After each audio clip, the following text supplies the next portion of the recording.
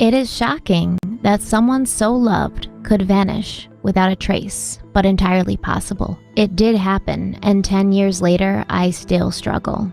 The space that once held hopes and dreams for Lauren will never heal. It is replaced by an ache fueled by the not knowing. Those were the words Charlene Spierer wrote on the 10-year anniversary of the disappearance of her daughter, Lauren. When Lauren's parents dropped their daughter off at Indiana University in the fall of 2009 for the start of her freshman semester, they had felt she would be safe to learn and grow, and then she would come back home, ready for the next chapter in her life. But Lauren never came back home, and to this day, 10 years later, no one has any idea where Lauren Spierer is. But her parents and many others believe that there is someone, or maybe more than one someone, who does know more than they're saying, and who could help bring the Spierer family some closure.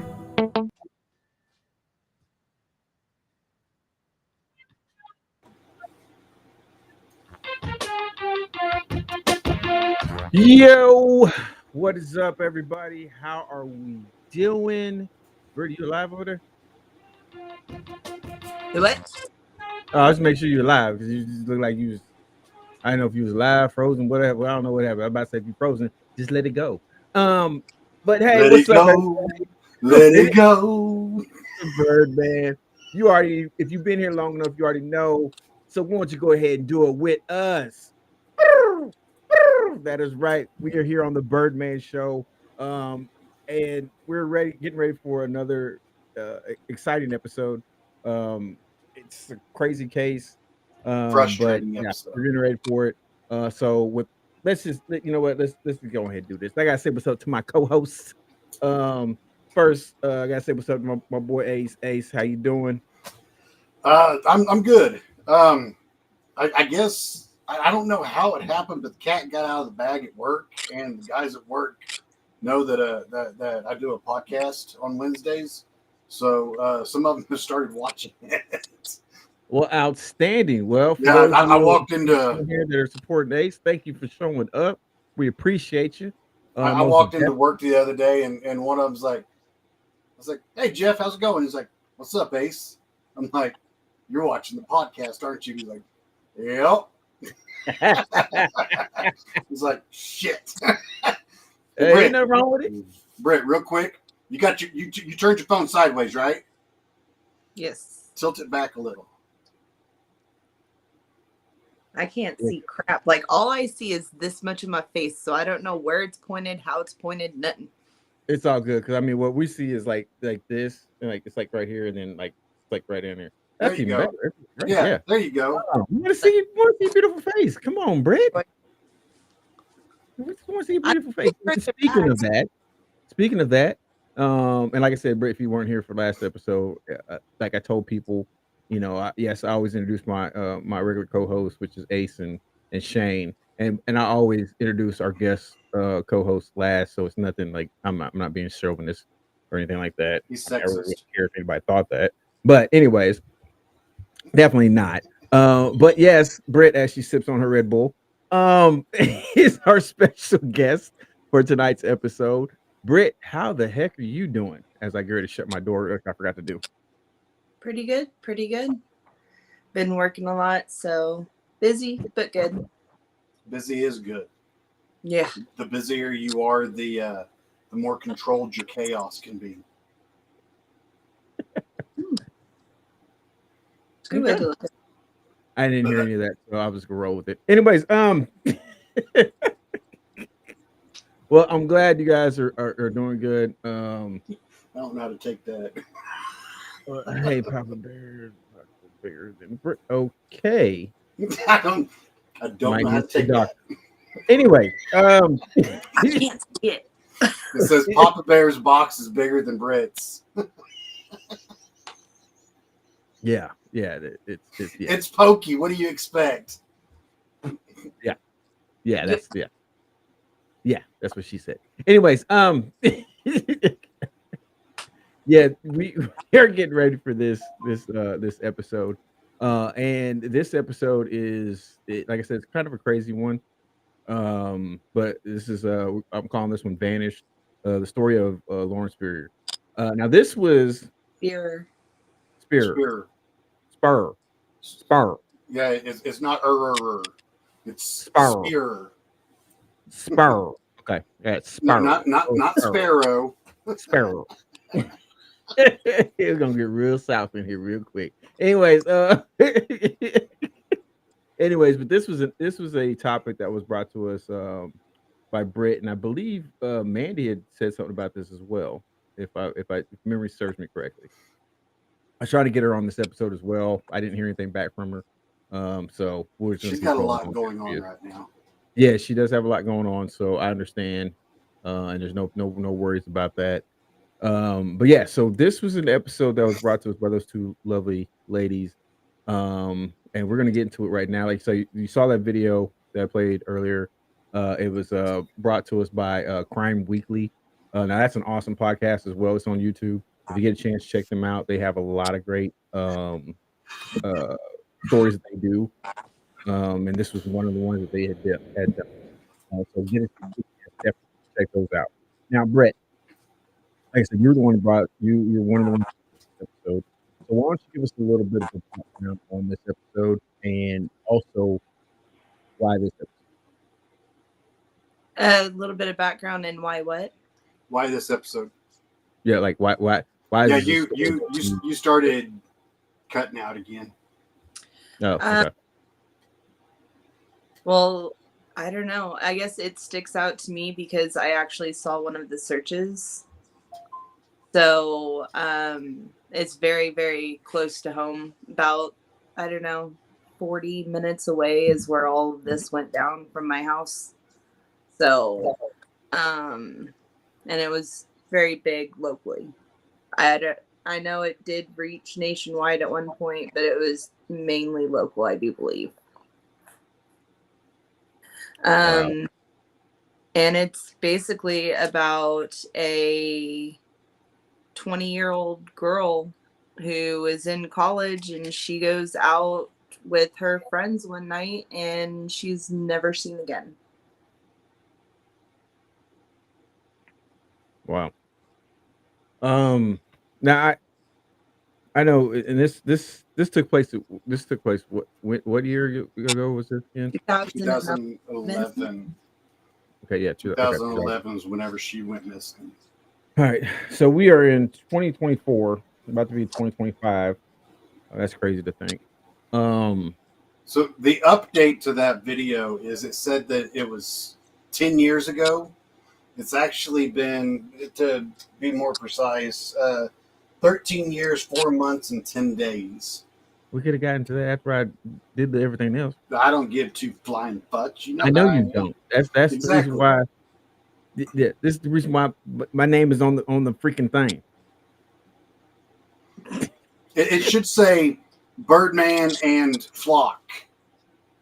Sure, yeah, maybe we'll change it to that. Whatever. We ain't changing the shit. You know You're that. Right. Exactly. That's why I say what I want when I want and cut you off whenever you start rambling. Yeah, whatever. I can still mute your mic. Anyway, yeah, fuck you. You know what? Now I know why it's Birdman. Oh. Y'all ever seen The Music Man? You guys are like chicks that go cheep, cheep, cheep, cheep, cheep, cheep, cheep, cheep, cheep. What? Are you done? Nope. We can mute you too. Oh.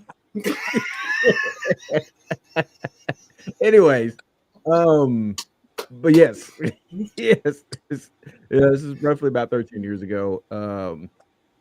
So I just want to say, because even though this was 13 years ago, I'm be honest with you, not much has changed. This is still stuff that goes on today. And like I said, I've said this before, people, we gotta stop living in this fantasy world of just because it happens on TV or you hear it happen in the news that it can't or won't happen to you or somebody in your family. Got to be more mindful about the people you surround yourself with. Because I 100% believe she got mixed up with the wrong crowd. And it's probably somebody that presented themselves as somebody who was a friend, or somebody who was just trying to be there for her, or just, just want to hang out. And now she's gone and we still have no idea. So be very careful. Parents, start being more mindful of your children. Children, grow up. When I Well, say one of children, I mean the young adults. Because this is a story that really deals with young adults, or a young adult, let's just say. So I don't know, it's just crazy. All right, so let's go ahead and let's dive into this case a little bit. Um, Britt, why don't you get us started here after you sip on your hello, Red Bull Matt. You. again? Or okay. Do you want to Give us some background. some background? Actually, first of all, you know what I want you to do? How much information you have on her in general, like before this stuff kind of happened?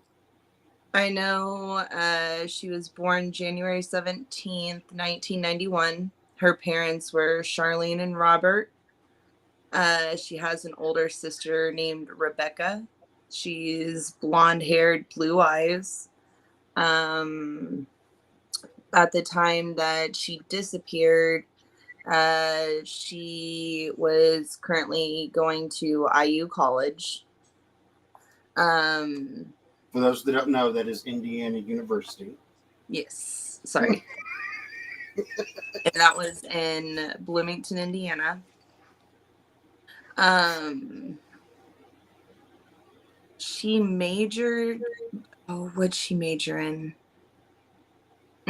She did have a major. Like she had majored. She's going back. Oh my. Or no, she was getting her major. Sorry. No, you're good. You're good. Let's see if we can find it here. I seen that too, and I didn't put that to memory.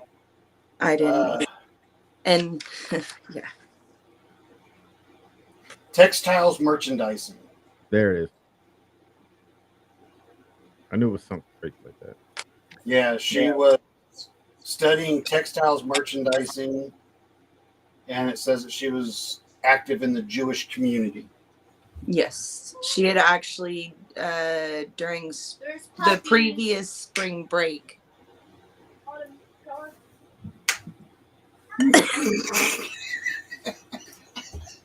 My bad. Ava!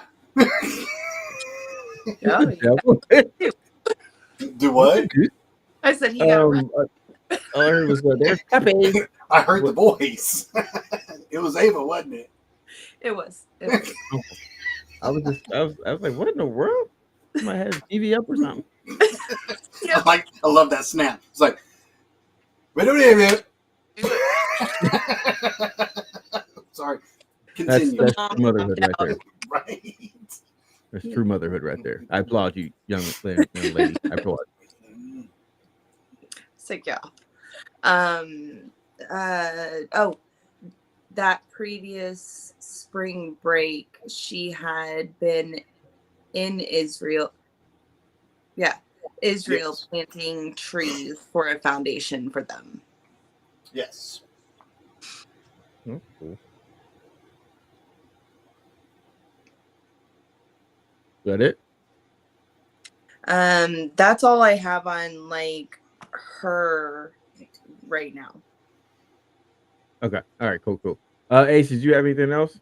The only other thing that I had to add is before she actually became a student at Indiana University, she had met her boyfriend and several other friends that ended up being enrollees at Indiana University at a camp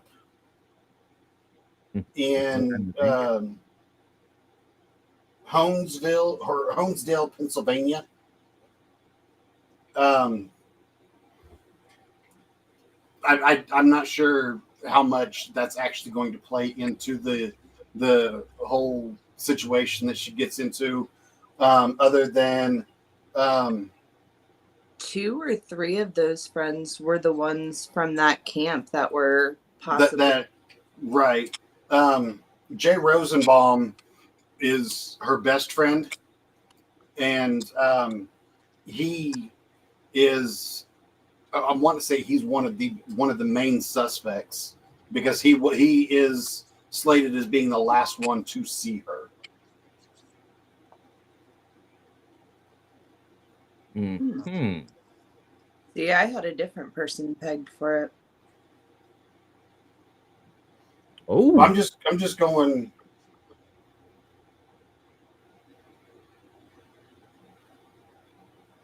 I'm just going off of the timeline. Oh yeah. I know overall at first there were a minimum of 10 people of interest at one point in time. Yeah. As far as who I think did it, that's neither here nor there. But I'm just going off of the timeline on who is reported being the last person to actually see her the morning of her disappearance. okay. Okay, so what we're gonna do is we're gonna jump a little bit into this timeline. So I'm gonna play this other video. This one is coming from. Let me double check before I have WTHR News 13. This was a report that they had Cincinnati. done. I can't recall when actually this report was done. I think it says it in the video, but I'm not 100% sure. But I'm gonna play a little bit of this, and it's gonna break down a little bit of the timeline for us. So let's get into that. Yeah, right there.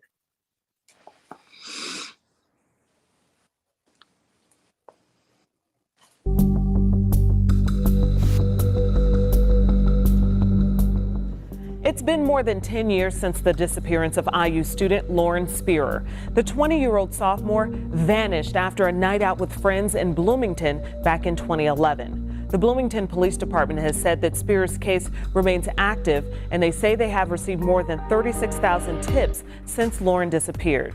Now, of those, 1,100 were described as actionable tips, and some led to search warrants. Let's look back now at the timeline of events back in 2011 when Lauren was last seen in the early morning of Friday, June 3rd. Beginning that weekend, volunteer search parties are formed to find the missing 20-year-old sophomore. And on June 6th, her parents, Robert and Charlene, speak to the media for the first time, pleading for help in finding their daughter. Somebody knows something, and I would just beg and plead that person come, however they want to get us that information. I don't care if it's the website, you have a friend, you can call a friend, I don't care. But somebody knows where Lauren is. Somebody knows. June 7th, police released specific details of what happened in the hours leading to Lauren's disappearance. That she spent time in a Bloomington bar, walked back to her apartment, then to a friend's apartment. Her friends report she was last seen leaving that apartment to walk home. That night, police used a battering ram to burst into a room in the lobby of her apartment building to get surveillance video. We don't have anybody that we characterize as a suspect, but we do have, people that were with her, of course, are persons of interest. June 8th, police acting on a tip to search Lake Monroe. They did not find anything. On June 9th, police reveal at least 10 persons of interest, including Corey Rossman. His attorney says his client is cooperating. There's also an announcement of a reward for $100,000 for information that leads to Lauren. Accompanied by his attorney, Corey Rossman, one of the 10 persons of interest in the disappearance of Lauren Spierer, left the Bloomington Police Department after reportedly giving a DNA sample. I just hope that they find her as soon as possible, and I'm praying for her and her family. Do you have anything to do with this? Absolutely not. That's all I can say. So he has nothing to hide. That's why you came. No, we continue to cooperate, and we'll cooperate. They're the search guidelines. There's a number for the detective on top. We're asking people to report anything big or small. After a week of looking, the search continues. Hundreds of volunteers and police scouring Bloomington and beyond, looking for any sign of Lauren. Kristen Green drove 3 hours from Valparaiso. I don't even know the girl. I don't know the family. I mean, my heart. I'm gonna stop it there because they kind of go on with some other stuff, and I'll probably bring it back up later as I go back through it. Okay, so let's start talking about this timeline. Okay, as far as what was going on. Okay, so Britt, why don't you start us off as far as I guess she was right at the bar with friends, right? For that, You said what? it starts before that. Well, then start us off. So before her and her friends end up going to the bar, they decide to pre-party. Okay, so before they even head to the bar, they are under the influence. Now, depending on what you watch, I've seen that change twice, where it's just alcohol. I've also seen where it's a possibility that her and a friend were snorting Xanax, I do believe is what it was, before they left. Or sometime. Xanax? That's one thing that I heard, yes. And that's the first time I've ever heard that. If that is true or not, don't know. That was just off of one thing that I had watched during I've never had Xanax, so I don't know what it'll knock you on your rear. Yeah, it's used for anxiety. Oh, okay. It's a heavily used narcotic. Oh, geez. Okay. Yeah. All right. Okay, cool. Wow. Learn something new every day.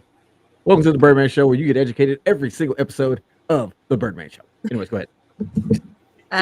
So after the party's done, at about 12:30 a.m., she left with her friend David, and they went to Kilroy's bar.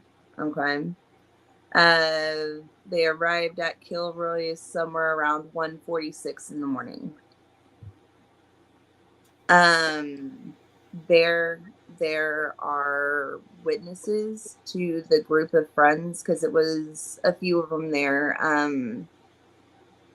They were very intoxicated. I guess Lauren had fallen multiple times throughout the night, and they only stay there for about an hour. When they go to leave, not only does she forget both of her shoes, she forgets her cell phone at the bar. Yo, so she was on that block of fog. Yes, they were very intoxicated. You know what block of fog is, Ace? No.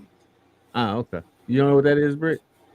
You laughing like, oh yeah. Well, she didn't think he was going to call her out on it.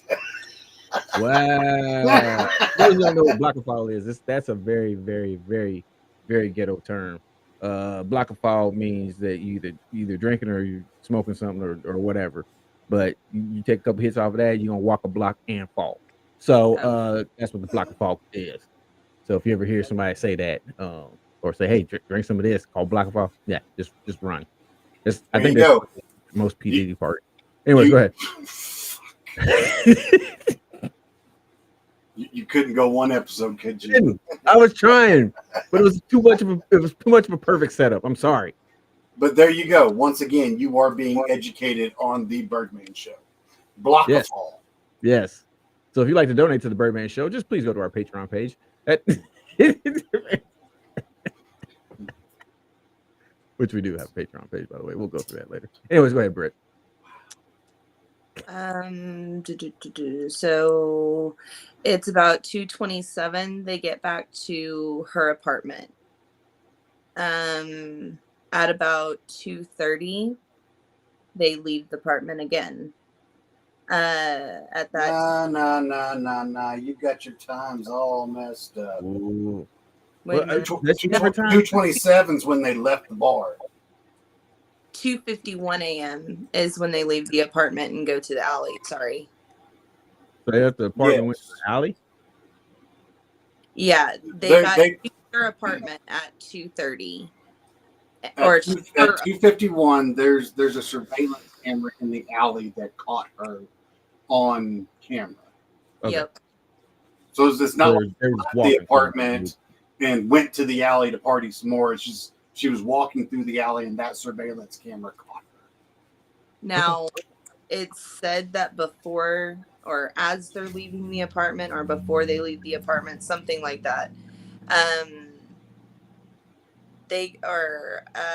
A fight broke out between Zach Oates and Corey. Okay, And now who's Zach Oates? Huh? Who's Zach Oates? Zach Oates, hold on. I have him down as one of the people that was there for the night. It's one of their close-knit in the group of friends that she had in college. Same thing with Corey? Or was Corey the... Yeah. What was... Corey Hoffman was Jay's neighbor. Okay. Yes. Okay. Corey's the one that was in the video with the attorney that said that he's praying for her and he has nothing else to say. Okay. All right, cool. Continue on tracking. And the reason that they got into a fight was it said that several people that night did not agree with how Corey was treating Lauren. So Zach ended up punching Corey in the face. Dang! They leave, they're seen going through an alley.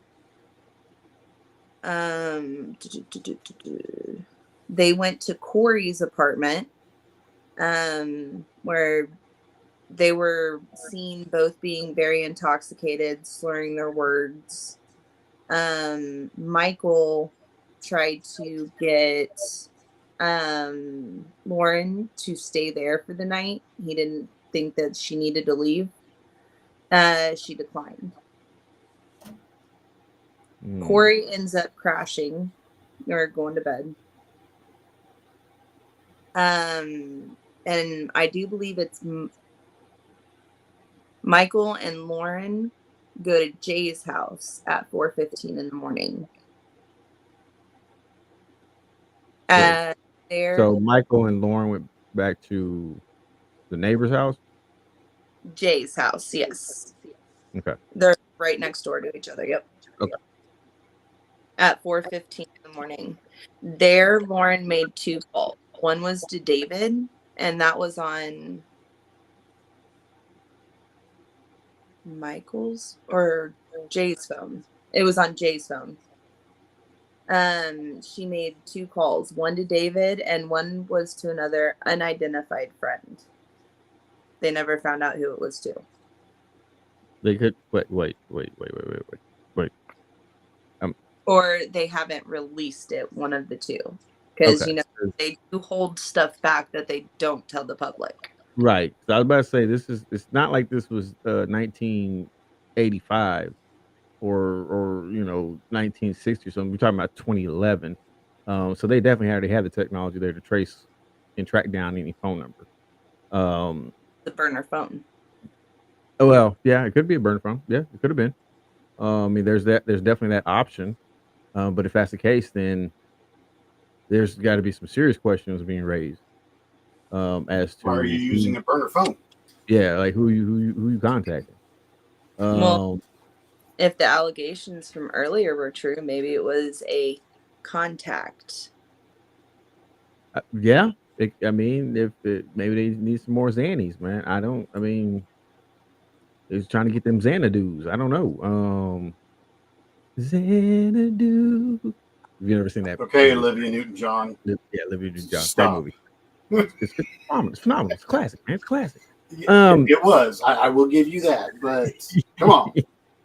Anyways, okay, so they didn't identify the other number. You said she left her phone at the bar along with her shoes. Yep. I still question.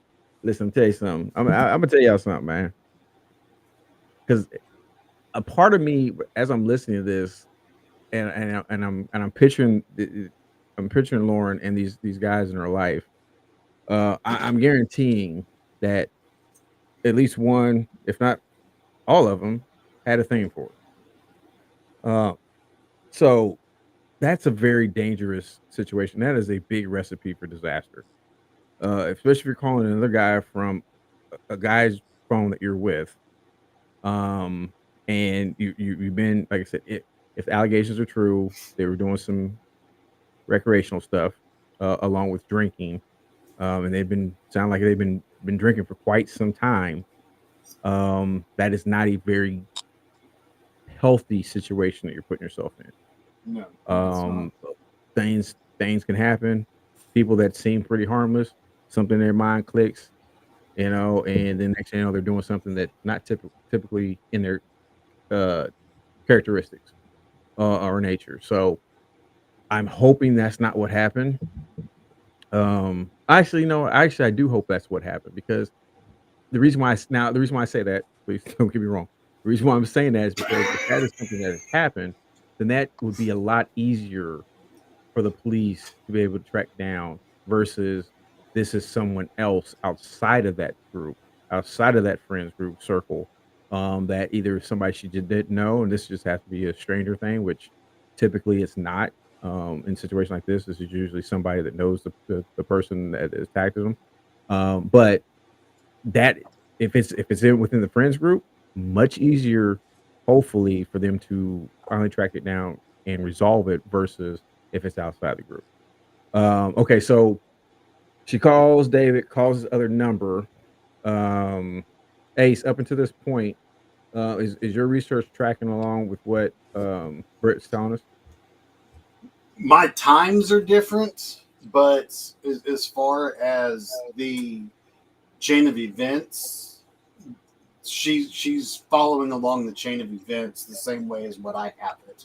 I don't have down that they had gotten into a fight, but I mean, like we say every week, we use different search engines to do our research on, and we're not always going to have the exact same information. So, I mean, it's always good to learn something new over a case that you're working on that you didn't know before. So, I mean, as far as the events leading up to, they are tracking the same as what I've got. Yeah.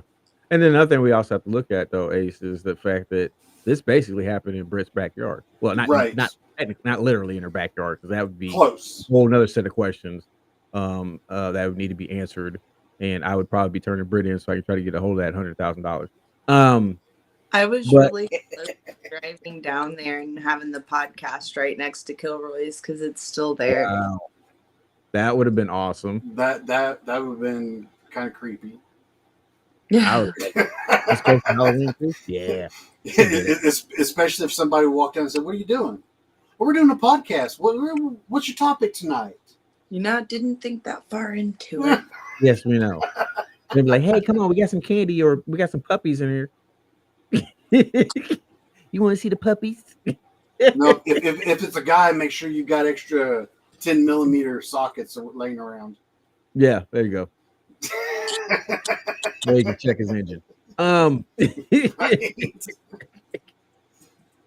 that's not what I'm talking about. I mean, I'm talking about swing batter swing. Anyways, okay, so we're tracking along the same lines.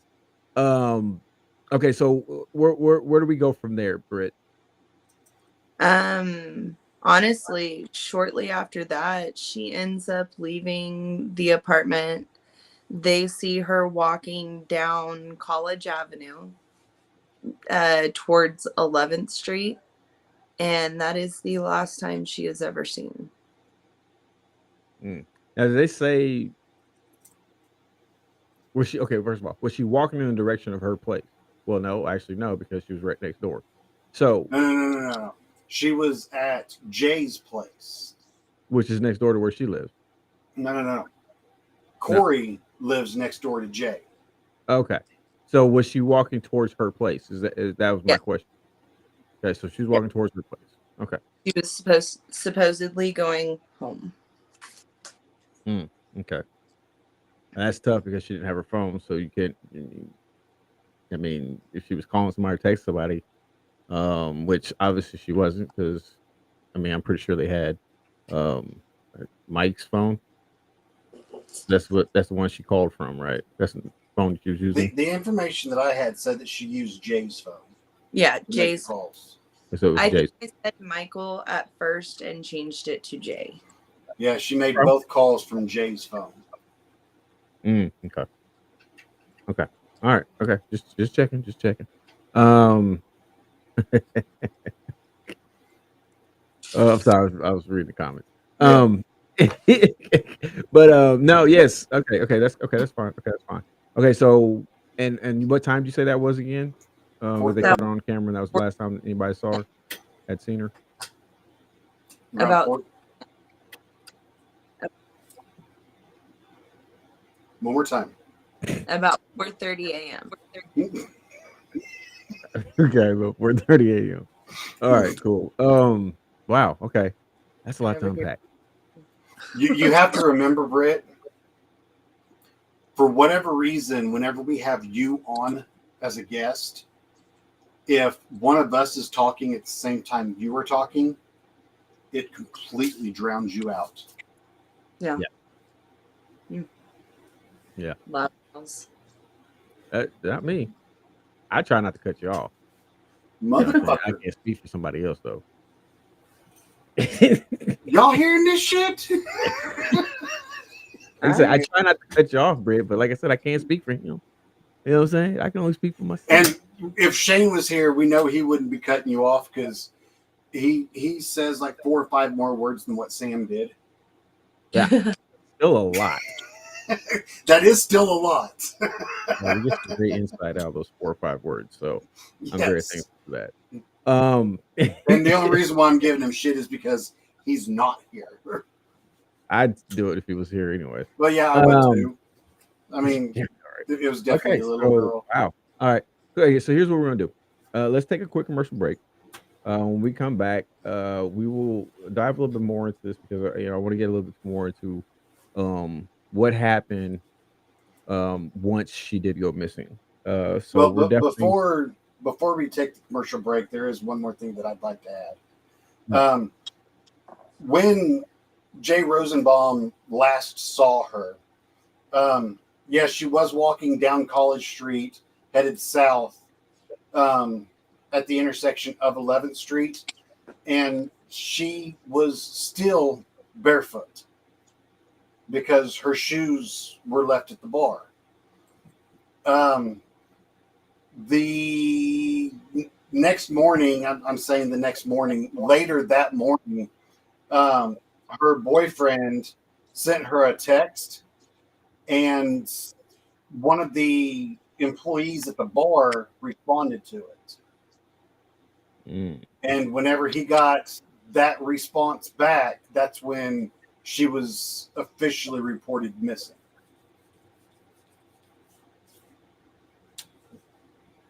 So, yeah. All right. Well, when we come back from this commercial break, we're going to dive a little bit more into that. This commercial is going to be brought to you by, I believe this is a W one.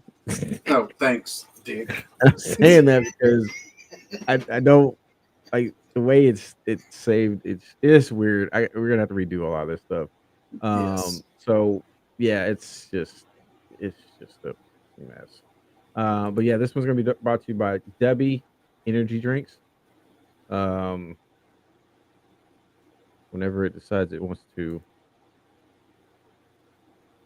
what the devil? Okay. I don't know if it's what's going on here. Yeah. Is it on there? Drop. Gotcha. I can hear it, but there's no visual. Yeah, I'm seeing that. Why is it not?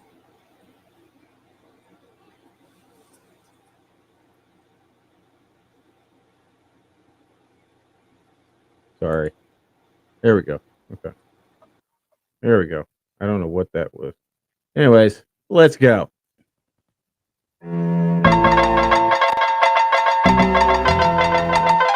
How we doing, everybody? This commercial is brought to you by W Energy Drinks. W is an energy drink that you mix at home. W is formulated to give you focus and energy with no jitters or no crash. So, their formula contains vitamins, amino acids, and neurotropics, including patented neurofactors. There are no calories, no sugars, no fillers, and no artificial colors. So if you need something to give you the energy to take on the world, W is what you need. Go to w.gg, that's DUBBY.GG to get yours today. Hey, as a special bonus to our followers, if you enter the promo code the Birdman, just Birdman Show, you will get 10% off your first order. Hey, tell them the Birdman sent you.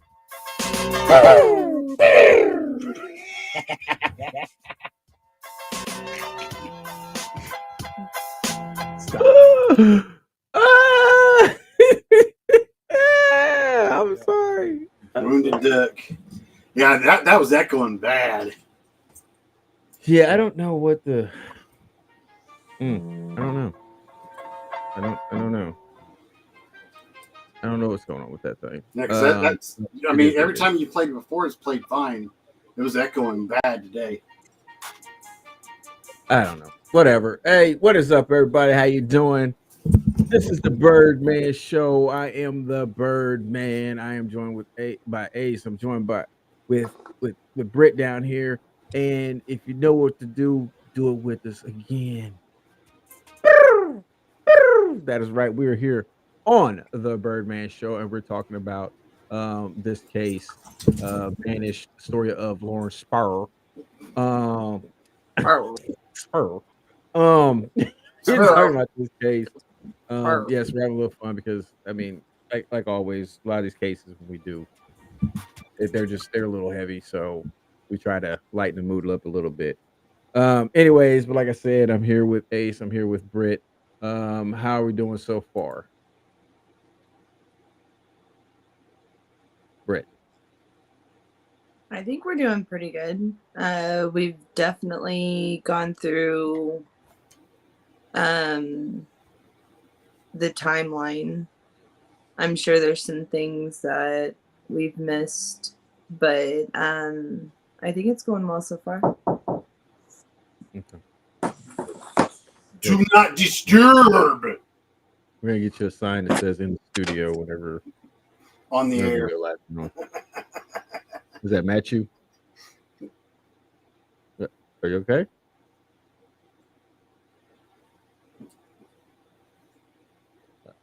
I don't know if I know that sign language.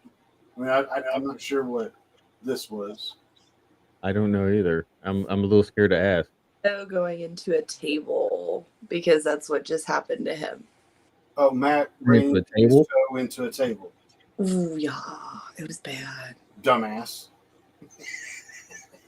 Oh, was Matt you that did that? Oh, love you, brother. Fuck that you heard. That's why I wear shoes when I'm in the house. Man, I don't care. I got shoes, not just house shoes. I got shoes that are just made for my house, which means I usually don't wear them out anywhere. I'll wear them in the house because that's the last thing I need to stub my toe because I'm swinging on any and everything that's around me. So yeah, okay. Let's get back into this case. And like I said, we're talking about Lauren Spierer. I don't know why. I don't know. I want to say Spierer, but it's not Spierer. Spierer. Like Spear. Spear. Yeah, I get it. I get what you're saying. It change exactly what I want to say. I know. I'm just saying, but it is what it is. Okay, so what I want to do is I'm gonna play another clip of this video.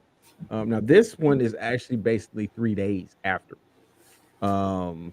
It was the last time she was seen. So we're gonna play a little bit of this, and then we're gonna get a little bit more into the story. Hopefully this doesn't give me issues. I don't know why that's working just fine. But whatever. I mean, it is what it is. So yes, and here we go. on surveillance camera in an area where she disappeared, and a picture of Lauren leaving her apartment that night. The owner of the truck, one of the first and only leads revealed in the case, would come forward a couple days later and be cleared. I think if you look closely at the content in this picture, you will see who Lauren is. For the first time since this investigation began, more than a description, a picture taken the night before Lauren Spierer disappeared. Happy, smiling, beautiful young lady on her way out for the evening to meet with friends. The 20-year-old Indiana University student, after a night out with friends, never made it home to her Smallwood apartment, disappearing about 4:30 a.m. Friday, June 3rd. After nearly 2 weeks of extensive searches, police offer a new clue. The photo of a pickup truck taken from security camera video. That this will either, hopefully shed some light on somebody who may have seen something in that particular area at that time. The truck, a white four-door Chevy model with writing on the side and what appears to be equipment in the back, was captured on video driving around the block about the same time and place Lauren Spierer disappeared. It could either be significant to us in that that person may have some direct responsibility for the event, or that individual has information that could lead us in a direction. The photo of the truck, investigators hope, will spark new leads in a case now in its 13th day. The photo of Lauren, for her family, a reminder to whomever is responsible of the urgency to bring her home. Okay, so that was one of the things that they had shown. Okay, so Ace, let me ask you this. What is some of the information you came up with about after she was reported missing? About when did they kind of report her missing? They reported her missing the morning of the 11th. They spent a lot of time at, I want to say it was 9 days, searching the Sycamore Ridge landfill, which is their dump site there in Indiana. They went off the tip, like it said in the video that you played the first time, where they drug a lake that was called in. That they said that it was a possibility that she might have been dumped there. So, I mean, they've gotten a lot of tips. It's just none of them have produced anything. So I'm going to ask you both this question. Britt, we'll start with you on this. As I'm sitting here listening to this, my military think cap and antennas start to shoot up. And I start to wonder, when you hear tips come in and this and that, what would be some of your thoughts? Like I said, we'll start with you, Britt.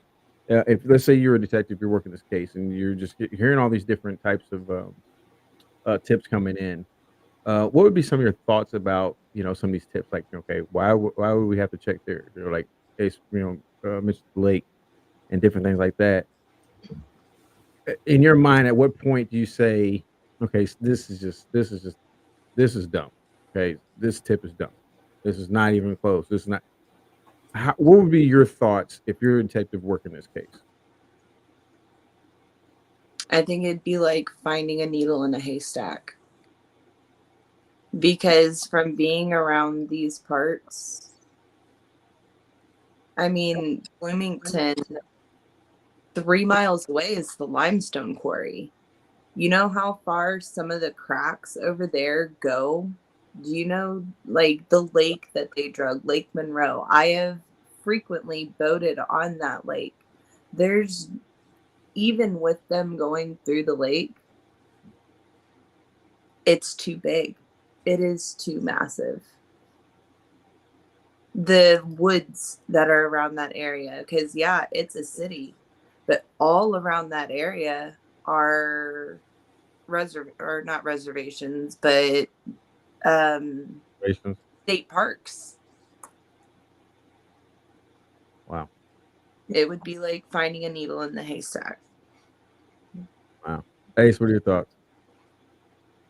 To your question or what she answered?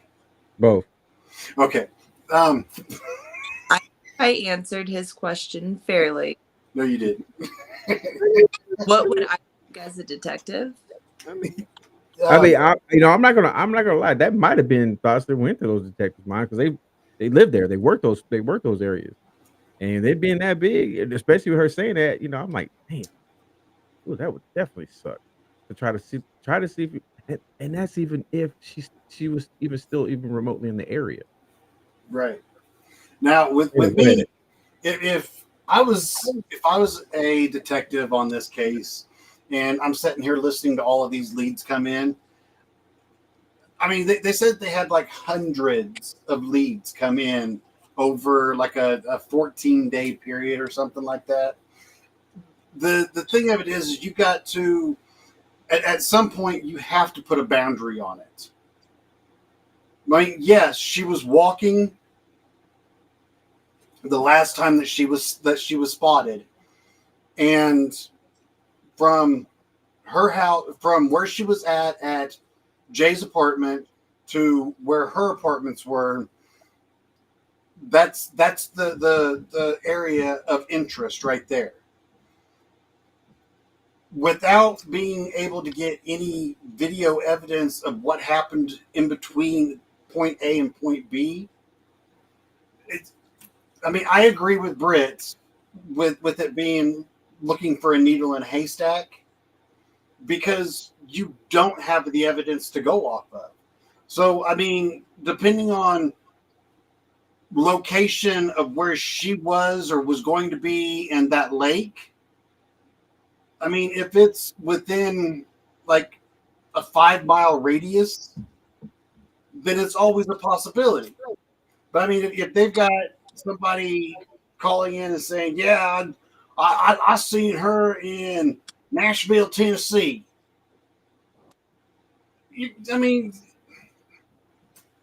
Is it possible? Sure. Is it plausible? Probably not. If she was in Nashville, Tennessee with as close ties as what she had to her family, I'm sure she would have contacted them. So it's you have to pick and choose which ones you take credible and which ones you look at as bogus tips. Yeah. I think for me, and I agree with both of you. I think for me is first of all, I have to look at so basically this happened on the 10th of June, right? Or 9th. Well, early morning of the 11th. Yes. Okay. And she was reported missing on the 11th as well, right? Yes. And then what time was that again, Britt? That you said they reported her missing? It was later that day they reported her. The last time she was seen was 4:30. Yeah, it doesn't give a time. It just says a few hours after. Let's see here. It's several hours later that morning was whenever her boyfriend sent the text. Okay. So for me, if I'm breaking this down, I would look at, okay, first of all, last time she was seen was around 4:30 a.m. The timestamp on the video that they showed, or they said that they had seen her, was 4:30, right? No, that one wasn't a timestamp. That's the accounts of Jay Ross. I'm talking about the video. They said that. The last time that they had video evidence to prove where she was at 2:51. Okay, that's when they were walking down the alley. Yes. Okay, so at 4:30 last time anybody. Okay, so what I'm looking at is, first of all, okay, let's say it's 4:30 in the morning, right? Let's say they didn't report her missing until, let's just say it was 4:00. Okay, 4:00 that afternoon. So you're talking about a 12-hour window, right? So whatever time they report her missing, you have to think about this. Number one, she's definitely not on foot. If somebody did take her, they're not on foot. because you can't get very far without anybody asking you what's going on. So obviously she's in a vehicle. So then you have to break it. Either. You said what? No shoes either. Yes, and she didn't have any shoes on. But I'm saying if she was under her own power, she's definitely not going too far. If she was taken by somebody, you're definitely going to have a vehicle. Now you have to think about this. How far can you get? Let's say if it was at 4 o'clock in the evening or early afternoon, or late afternoon, early evening, when she was reported missing. How far can you get in 12 hours? Any direction is the first question. That's where your actual radius is. From the time that she was last seen to the time she was reported missing, you have to now look in the total radius. How far can someone get in that time span? That's where I think a lot of people miss out on a lot of this. And I'm going to say a lot of law enforcement do this. I unfortunately and fortunately being involved with search and rescue within the military. And when it comes to that, that's one thing we don't start with, okay, we start with, okay, where was the last place the person was seen? Okay, cool. This is where they were seen. All right. Now, you didn't report it until this time. Okay. From this time to this time, we have to think, okay, if this person's on foot, this is about how far they're going to be able to get on foot, any direction. Now, if they're in a vehicle, that triples. Okay. So then you have to, of course, expand that. Now, that being the case, in this area that Britt is describing, if it was in the woods, I mean, there's a lot of places, especially if you know the woods on that area, that you can get to, and you can get to a lot of deep parts in the woods within that time frame. She's been to the limestone, limestone quarry. Mm-hmm. You mentioned how they have deep cracks and stuff. You can get there and probably back to wherever you're at real quick. You know what I'm saying? And hide a body. So there's, and then in 12 hours, let's say, like I said, if it's 12 hours, you can be definitely out of the state. You know what I'm saying? And definitely somewhere else that they probably wouldn't be looking for, because they would think that she's still somewhere around in that area. So when I look at this, as sad as this is, what really worries me is the possibilities, the infinite number of possibilities of what could have happened to this young lady, and where she could be. I mean, I hate saying it. I mean, she's probably unalive, and I hate thinking that, but there is just so many different possibilities. And then, like I said, we didn't even talk about the lake, with as massive as Britt was saying it is. And if you don't know how, there might be different pockets within the lake where it's deeper than others. You know what I'm saying? And to be able to search a lake like that, that's probably going to take a good couple of years. You know what I'm saying? And wow, this is just, I don't know, it's sad. I really feel for the family, because they're just in a state of torment every single day they wake up and don't have answers. Okay. All right. So, okay. So where are we at now? We left off with the, she was last seen at 4:30. They reported her missing. What's going on now, Britt? For weeks and weeks, there are search parties. I mean, that's pretty much the end of it. They search for quite a while. They put a lot of money and resources into these searches, and nothing has really ever come of it. There's been several theories. Nothing can be proven or disproven. There was something that happened that I think is very interesting. 4 years after this happened, a woman named Hannah Wilson went missing from the exact same bar that she went missing at. And that wasn't really talked about. It's very eerily cynical. It caused a fuss. it was talked about, and they tried to create a link between the two, but for whatever reason, I'm sorry, Brett, I didn't mean to cut you off. You go right on ahead there, sweetheart. That's it. You're good. No, he meant to cut you off. It's okay. You didn't. I most certainly did. You took a breath and I started talking. Don't breathe, Britt. Don't breathe. Go ahead, man. But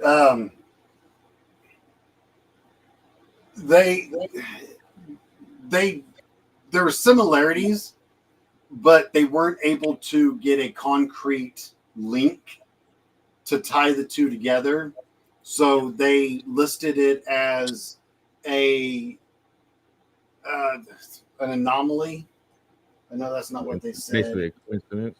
As the cases are unrelated. So even though the circumstances were similar, they were not related as far as the details that were presented. You know what gets me about that? Even though they may have came to that conclusion, let's say they were right on about that. By not truly exploring in depth that because the thing is you're deadlocked on where you're at right now with Lauren Spiere's case. Yeah. You're deadlocked. You have nothing to go on. By not fully exploring that and say, you know what, let's look into this a little bit more. Because even on the surface, it may not seem like it's not related. Maybe there is something else more to it. Maybe by going down. Go ahead. I think they did. I think they took it as far as it could go. And like he said, there just wasn't enough to solidify it. See that, and that still brings me to the point of you went no. I'm not saying they're not. Listen, I'm not saying they're not doing their job. I'm not saying that. Sometimes with evidence and trying to look for people, you don't have the answers until you get a break from a different avenue, from a different source. Sometimes I've seen cases broke open because they were looking at another case that may have some similarities, but by looking at that case, it sparks something in their mind, and they're like, you know what? This is something we didn't check. Let's go check this, and then they get their break for the case that they were looking at originally. It's just, oh man. And I'm being honest, it's kind of hard not to question the police given today's how they're viewed today in society. And unfortunately, because people post everything on YouTube, Twitter, Facebook, everything, and unfortunately, of bad cops. Yes, they're out there. We know. But there's also really good cops out there that are doing their jobs every single day. And I feel for them as well, because they go home every night to their families. They try to leave that stuff at work. That stuff follows them. It's hard, man, especially if you have a family and you're looking into another family member's disappearance. And then now you're in the back of your mind, man, what if that was my kid? And I don't have the answers, or somebody's telling me they just can't find stuff. This is just, man, this is a heart-wrenching case. And they never did find anything. They never did find anything out about the other girl that went missing. Oh no, they solved that one. Go ahead, Ace. Did they solve that one? Somebody freaking speak. Yes, they arrested. So now I gotta scroll back up here. They arrested. Really? Where's Daniel Messel was arrested for the murder because they found his cell phone discovered near the body, and they spent 3 months from the time that she came up missing to the time they arrested Daniel Messel. It was 3 months, and in that 3-month time frame, they determined that the cases were unrelated because she went missing in April of 2015. In July of 2015 was whenever they concluded that that there was nothing similar between the two cases. Okay.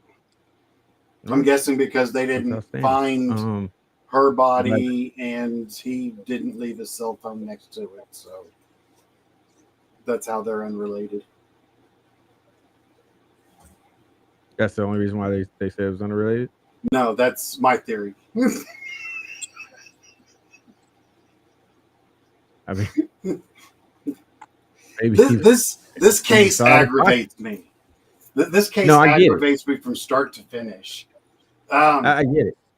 I've got a daughter that is 1 year younger than what she is, or what she would be right now. She was born in 91. My oldest daughter was born in 92. The first thing that aggravates the hell out of me is the fact that she was at a bar drinking at 20. At 20 years old, they were serving her at a bar. Did anything happen to the bar? Probably not. But I mean, you're serving a minor, and then said minor ends up coming up missing. So I mean, the fact that she was 20, that's the first thing that aggravates the fuck out of me. The next thing that aggravates the fuck out of me is that she's got all of these male friends that are surrounding her all night, and every single fucking one of them let her walk out that door. Now, they were under the influence. I will give them that. I don't give two flying fucks. However, the male friend wanted her to stay. And he should have been a little bit more fucking persistent. Well, you gotta be careful. I don't give two fucks. I would rather get a fucking battery sexual harassment charge than know that I let her walk out my door and she ends up fucking missing. Bro, I get that. Trust me, I do. I really do. And I'll say this, and I'll kick it over to Britt.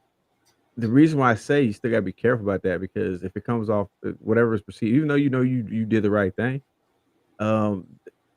it's the shockwaves that come out after that we don't tend to think about.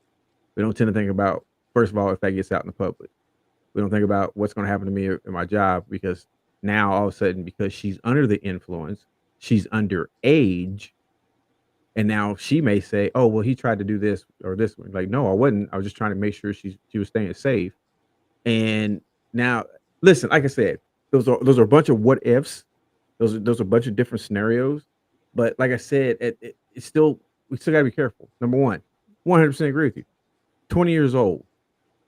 There's no way in the world she should have been at the bar. No way in the world. Like I said, if those allegations that Britt brought up to us earlier about the snorting Xanax and all that other stuff, if that was true, you keep talking about these male friends. Who was she doing this stuff with? So you can't sit there. I get what you're saying, but you can't sit there and say about her being surrounded by all these male friends and none of them did anything to really protect her, because they weren't protecting her to begin with. They were drinking with her. They were doing all, if like I said, if the allegations were true, they were doing all that stuff with her. So does that give you the impression they have the type of character that would actually be protective of someone like that? Because it sure the heck doesn't do that for me. Britt, what do you got? I was just going to say, if they thought she was intoxicated, which she obviously was and shouldn't leave, why did none of them call her boyfriend? Or well, he was supposed to go out with them.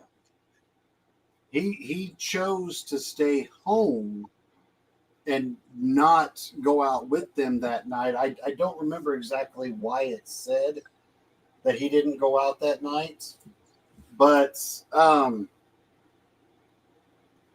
at the least, why didn't one of them walk her home? Or call her a cab, for crying out loud. I mean, the bitch is barefoot. Like, that's what I'm saying. Like, you're talking about walk her home, but she still had no shoes. Call her a cab, an Uber, a Lyft. Heck, put her on the front of the handlebars of your bike and ride her home like freaking ET or something. That came out wrong. Anyways, maybe that's what happened. She phoned home. Yeah, she went to the wrong home. Anyways, this is why I said this at the beginning of the show. Be careful who you surround yourself around. Or, you know what I'm saying? You got to be careful. Because like I said, and Ace makes a great point. And I don't know how many times I've heard that point. You know, and people say, well, when you were around her, why weren't you protecting her, this and that? First of all, look at what was going on. Like I said, once again, if the allegations were true and they were crushing up and snorting Xanax, and then they've been drinking and going out and they're partying and doing all this other stuff, number one, those guys that were with her are not protecting her at all. They're not protecting her. And you might say just because you have she had 3 or 4 guys with her, that she should be automatically protected. That's not the case. Those guys, those so-called friends, failed her. They failed her from that night. Well, actually, I'm pretty sure they probably failed her many more times before, but they failed her at the start of that whole event up until the time that she came missing. They failed her. And not only did they fail her, the establishment, the bar, Killjoys, is it Killjoys? Yeah. Killjoys? Yeah. Okay. They failed. Because she's 20 years old and she's in a bar drinking illegally. Now, I know you said the bar is closed, right? It's still open. Oh, it's still open. Okay. Go ahead, Britt. But there are assumptions to that one, she either had a fake ID, which is how she got into the bar to begin with, or 2, she was not the one who was actually buying the drinks, but one of her friends was the ones who was buying the drinks and giving them to her. Listen. Okay, look, ma'am. I'm gonna stop you there. And the reason why I'm gonna stop you there, because look, I'm gonna tell you something. This was 2011, right? 2011 when all this happened. Yeah. Okay, in 03, 04, right before I joined the military, I went to a couple of bars. And they had a little machine thing that actually you inserted it in and it told you if it was a valid ID or not. Now, I am sick and tired of hearing about these establishments and people making, I'm not talking about you, but other people making excuses for this crap. You are 100%, if you're a business owner, 100% liable for your patrons. 100%. So if you are letting underage individuals come into your establishment and allow them to drink because you're too lazy or your workers are too lazy to make sure that they have valid IDs, you should never have a business and you should be in jail. Because I don't know how many stories we hear about or we've done where, some of these stories may start off in a bar, people are drinking, they get in the car, they drive home. Guess what? Do you know in most cases, those people, if there was somebody injured in an accident, they can go back and sue that establishment because they allow that person to leave. So I am 100% tired of the buck being passed along. I'm tired of people. I'm tired of establishment. I'm tired of the society in general not taking responsibility, not holding themselves accountable. Number one, no, she should never have been doing any of that stuff to begin with. So there's a little bit of accountability on her part. But number two, the people around her, someone should have been like, you know what? Y'all doing all this? Guess what? I'm going to be the sober one. I'm going to be the one that keeps his head. I'm going to make sure everybody else gets just taken care of. You know what I'm saying? Oh, Lauren, you left your shoes. You left your phone. Oh, let me grab it for you. Because I'm not drinking. I'm not snorting anything. I'm not doing any of this other stuff. Let me be the one who's being accountable. You know what I'm saying? To make sure that you guys have fun. Guess what? Next week, will be my turn. You're going to take care of me. You know what I'm saying? That if you're going to have that close-knit a close-knit circle of friends. Take turns. But man, I'm sorry, this stuff like this really gets me irritated. It really does. It really gets me irritated. Ace, what do you have to say about that?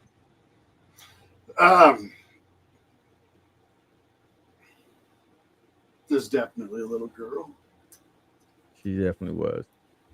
Let's hit some of these comments here in the biggest thing that I've got is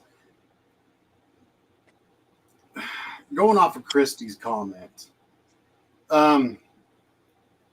What Birdman said was the establishment should be held liable for any patron that walks into their establishment. Not saying that they are being held responsible, that they should be held responsible. Anything that gets served to anybody in their establishment is their responsibility. Whether that individual purchased it or not, any bar that I've ever been to, bar, not bar and grill, any bar that I've ever been to has somebody at the door carding you. If you can't provide ID showing that you are of legal age, they won't let you in. If you've got a fake ID, looking at her pictures, she doesn't look 20. She looks 18, 17. So if she were to walk up to me and hand me an ID telling me that she was over the age of 21, I'd say bullshit. So with your daughter's case,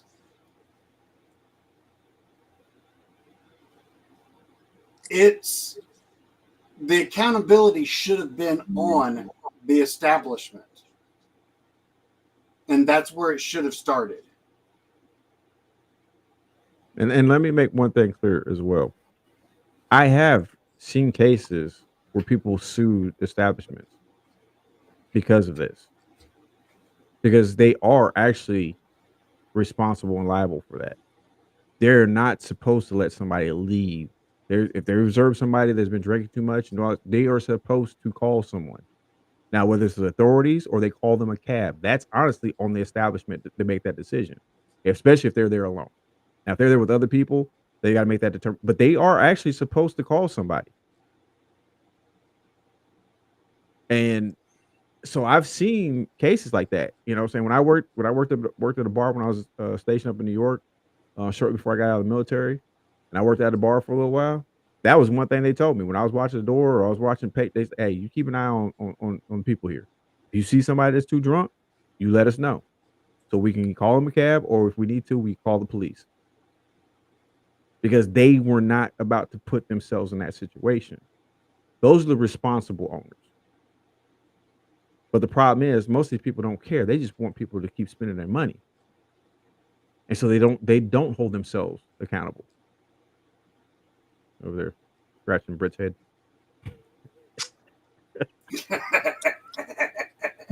But that's what I'm saying is that I can say that because I worked for somebody like that. And his thing was, look, I want my people to be safe because I want them to come back. So, and what he did was he had a partnership with one of the cab services there to where they would just start showing up around about 1:30. And they'd stay there until about 3-4 o'clock, and they just rotate, taking people home. And he actually for a while there, because he was doing really well, so he actually had almost like a pot built up for him. And so he would pay them, they'd have like a set amount or whatever was paid for or whatever. And then basically what he would just say, hey, if the people pay you, just take it as a tip. You know what I'm saying? Because he wanted to make sure people got home safe. Reason why, unfortunately, his daughter was killed in a drunk driving accident, and she was hit. And he wanted to make sure that no one else, no other mother, no other father, brother, sister, son or daughter had to go through that what his family had to go through. So he made sure when his patrons came there, he wanted them to have a good time. They were having too good of a time. He wanted to make sure they got home, they could sleep it off and come back next weekend or the next day, whatever. You know what I'm saying? So that's why I say a lot of this, there's a lot of things that should have been in place, that could have been in place. And I say it really honestly, number one, it starts with her, but then it trickles off into her friends, her friend group. They should have done some more things to try to make sure she was safe. I agree with Ace. You know what I'm saying? Well, not to walk in her own part because she didn't have no shoes. She ain't wearing none of my shoes. Because my shoes ain't built for walking like that. But I just think there's a lot that could have been done and should have been done in order to kind of hopefully make sure that this young lady got back home.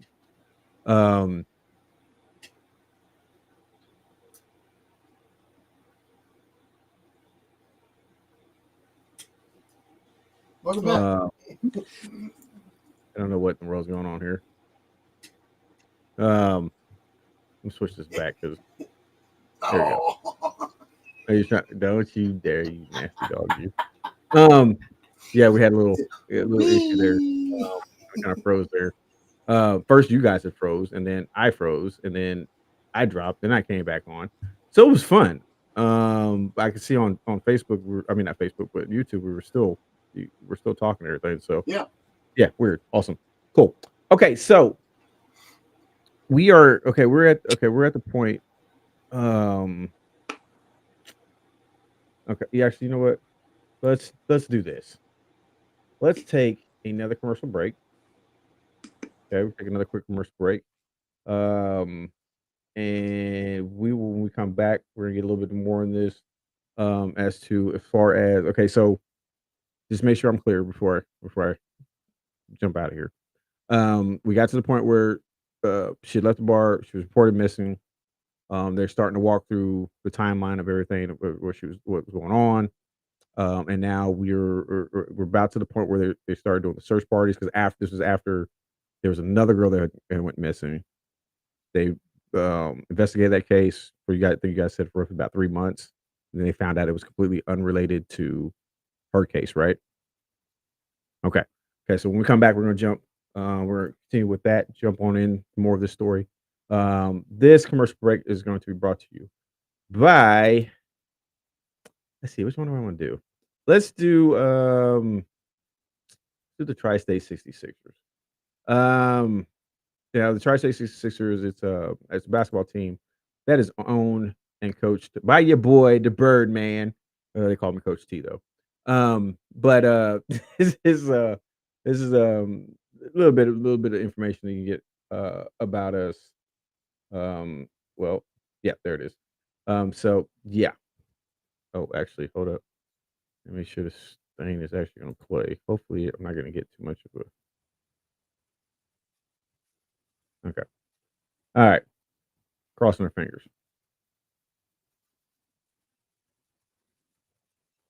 Hey, yo, what's up, everybody? How you doing? It is your boy, the Birdman, and I'm here because if you're like me, with basketball coming right around the corner, what do you do in the meantime? I tell you what you do in the meantime. You go check out Tri-State 66. Now, I might be bumping them up a little bit because I'm the owner and coach of that team. However, it is still really good basketball.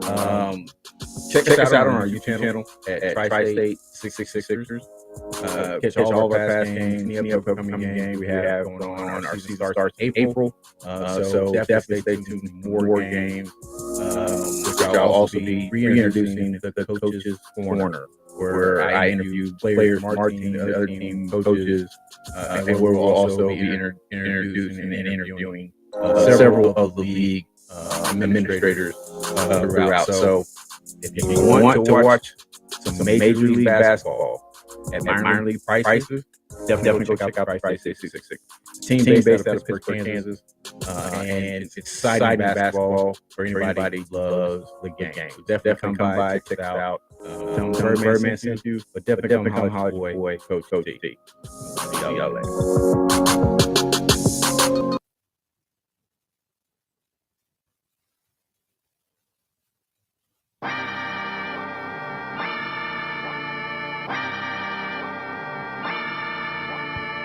Yo, what is up?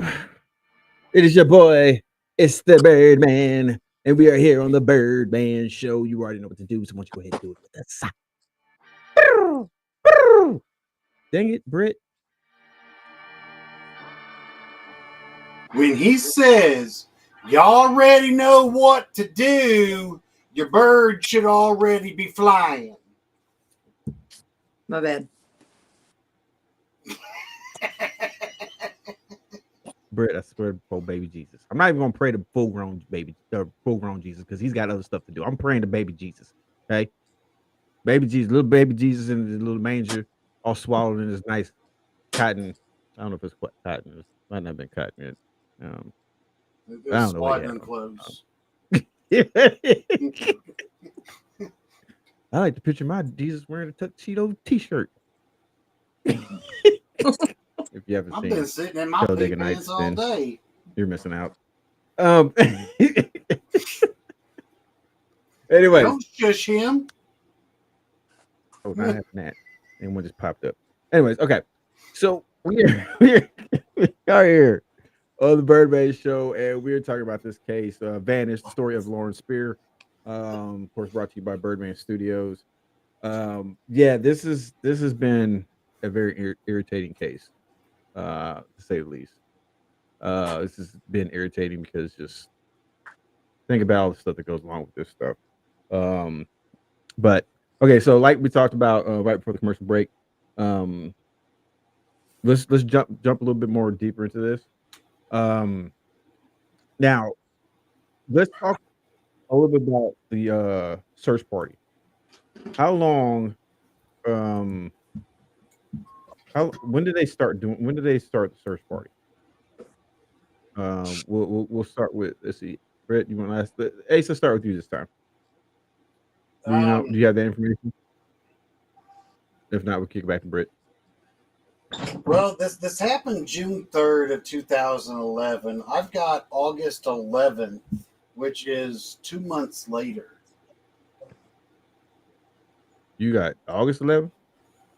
Well, I've got August 2011. What do you have, Britt? For when it first started? Yeah, the search party. Whenever they first started doing search parties and everything. Because that's the first thing that I've got as far as when they went to the landfill. I mean, I know they started, like, I have it 6/6, June 6th. That was the first day that the parents spoke to the media as well. So 3 days later. Mm-hmm. Okay. I'm just double checking something real quick. Okay. All right, because on the video it says police search rural area in Morgan County. Now that was that a neighboring county, or was this in Morgan County? That was in 2016. Morgan County. Yeah. Mine says June 19th, 2011.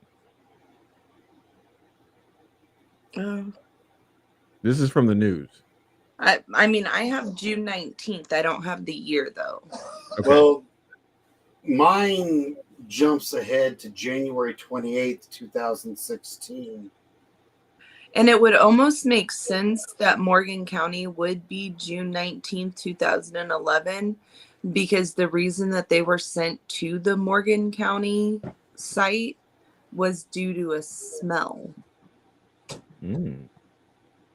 Okay, so what do you have on that?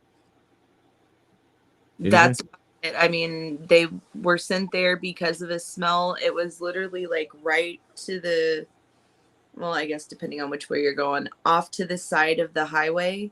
They were searching up on a hill. It was, what, a mile, 2 miles outside of Martinsville? And probably 15, 20 miles Bloomington. 20. Okay. I tell you what, let's play the video then, and see what they're talking about on this part. Because like I said, it says June 19th, police search rural area in Morgan County, June 19th, 2011.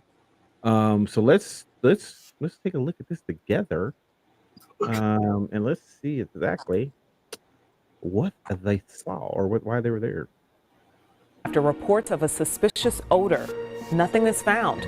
What are you waiting for?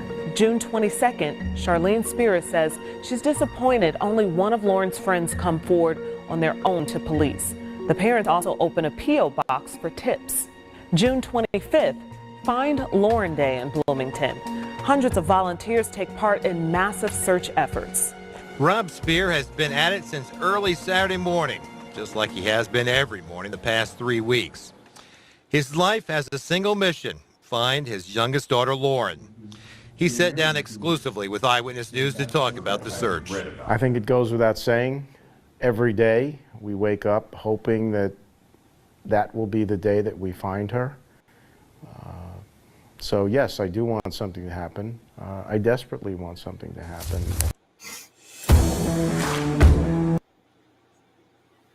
Go ahead and stop the video there. That is not a paid sponsorship for the Birdman show. So no, we do not promote drugs. Drugs. No. Drugs. They got drugs. Okay, so you heard that they're going on there. So June 19th, I guess, was when they of 2021 is when that was reported about the foul smell. 2011. That's when they went over to go look at that. Okay, so 2011, good sir. Yeah, that's what I said. Anyways, that's what I said. Shut up. Up here, maybe. Or anywhere. Okay, so I think that the part of that kind of stuck out to me was the mother and her question about her friends, the ones that were supposed to be there, should have been there protecting her. Yeah, the fact that only one of them had come forward willingly. Okay. So before we tackle that, let's talk a little bit more about where this case kind of took from there. So what area? Britt, run us down through all the areas that they actually were searching at this point.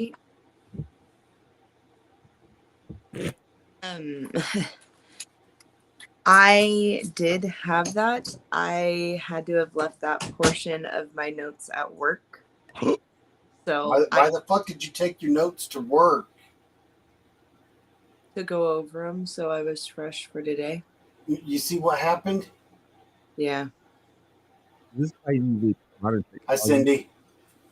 I mean, like, I can type my notes on my phone, and guess what? It goes to my iPad, and I don't have to worry about it. Like, so first of all, I'm not leaving my phone or my iPad anywhere. That's just number one. Use my phone and use my notes and be on here at the same time. I'm just saying you could have them so that way if you left it somewhere, you could just, because like I can print from my phone or my iPad, so I can just print to my computer and just print my stuff off. I'm not doing that. But I got printing papers needs to be used for way better stuff than any notes that I write for the show. So yeah, you can forget that. But anyways, okay, so you're not for sure on your end then, Britt? Ace, what do you have? Do you have anything on that? I've got where they investigated in Brown County and in Morgan County. Okay. Now, where's Brown County at, Britt?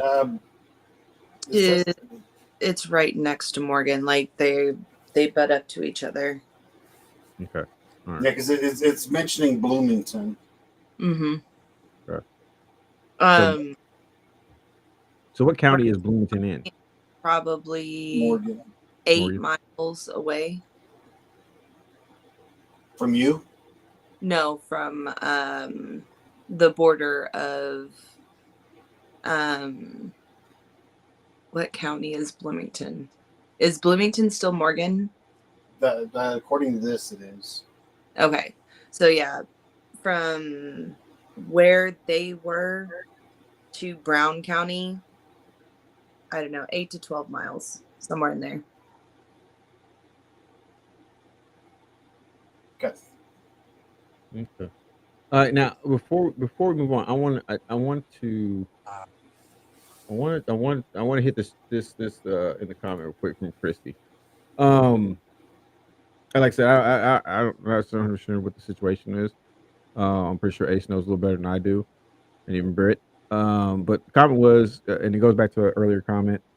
And her comment was, my daughter didn't drink. It was about the police work and the questions that they should have asked. Um, and like I said, without knowing the situation, I'm gonna tell you like this: that happens way too often. Unfortunately, and there's a lot of times where they're not asking questions or the right questions or asking questions to begin with. Um, and like I said, like I said, without knowing the situation, Ace, you might have a little bit more insight on this comment than I do. Um, Unfortunately, just by reading the comment, that happens far too often. And there's sometimes there's things that could have been avoided, or at least you could have got answered. Ace, but Well, the only thing I was going to add to that was you're right. They probably didn't ask the questions that needed to be asked or probe for information that was there that could have easily been attained. But as far as coinciding with what we were discussing tonight, we were talking more on the lines of the responsibilities of the establishment, not so much the police work that was involved in the investigation towards trying to find out what happened to her. yeah, So, I mean, I'm not saying that the police did everything within their power to find her, but I'm with what we have to go off of. I don't know that they didn't. yes, it's tough to try to kind of piece this stuff together without having like reports, or something we can actually go off of exactly what police were doing or not doing. Um, but unfortunately, that happens a lot. And it's not so much. I don't think it's so much that cops just don't care. They got a lot of, especially if you're in a big city. They have a lot of workload. And a lot of them in some departments are they're stretched pretty thin. So it's not uncommon for one detective, if he doesn't have a partner, it's not uncommon for them to have anywhere from 30 to 40 cases on their desk, and they have to try to sift through each one of those cases and go through and ensure that they're giving the attention to each victim and their families, and that's a lot. And that's if they're doing their job right. If they're not, trust me, you'll know very quickly. But yeah, it's definitely unfortunate. Like I said, I 100% believe in our officers, our men and women, um, who do serve and protect our communities. And unfortunately, like with everything else, you know, there are some bad apples. So I just tell people, hey, and this coming from a black man, you know what I mean? You know, you just got to, as long as you're not doing anything you're not supposed to do, you should be good. I've never had a bad run in with a cop. Why? Because I don't break the law. If I do, I do it in my own home. Anyways, I'm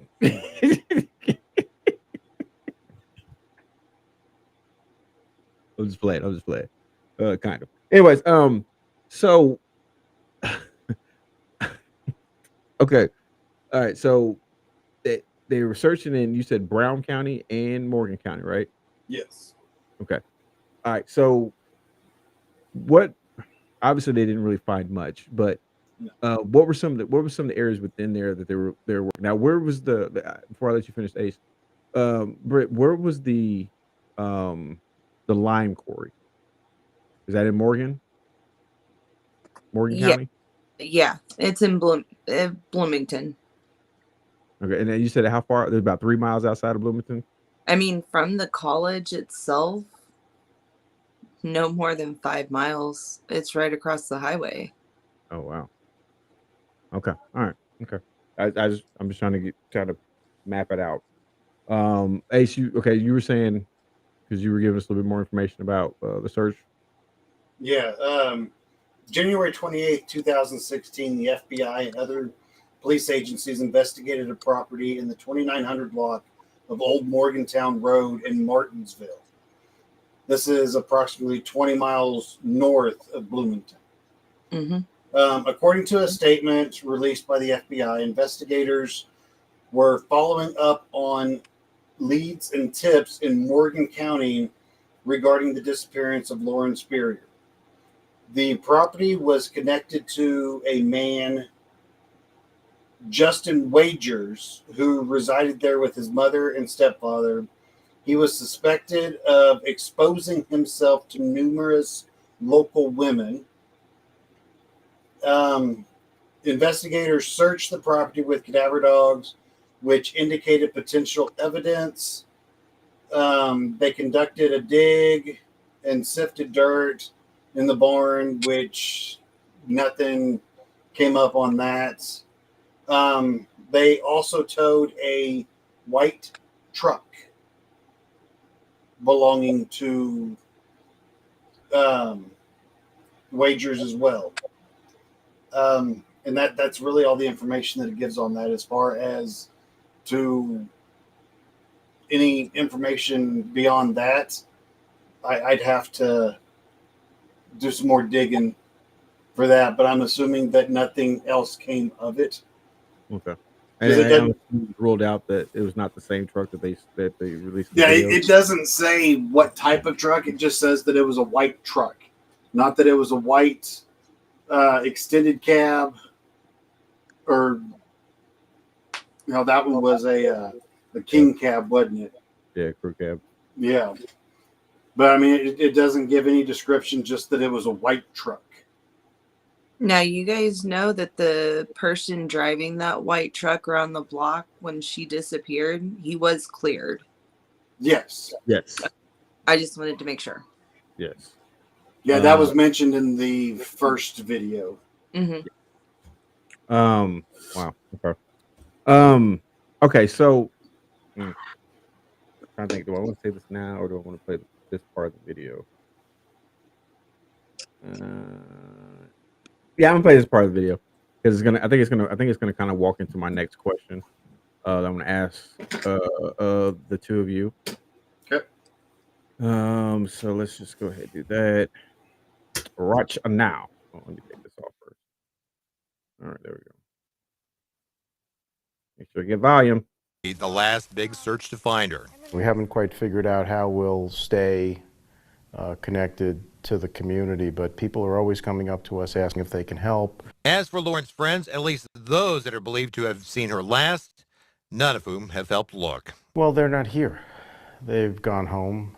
Many of them finished their classes. They might have had some summer classes, so they've gone home. They're not around to help search. Some of those friends might have been with Lauren in the minutes or hours before she disappeared.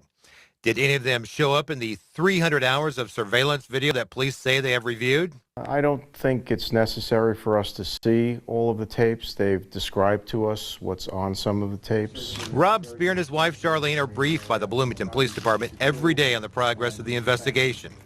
As you would expect, the search for their daughter has become their life. Our hope is that it'll happen today. That's the way we look at life. Let's hope that today is the day. June 27th.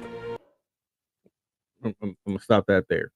Now, the reason I'm gonna stop that there because I'm kind of walking this into my next part of this case because I'm really having a tough time with this.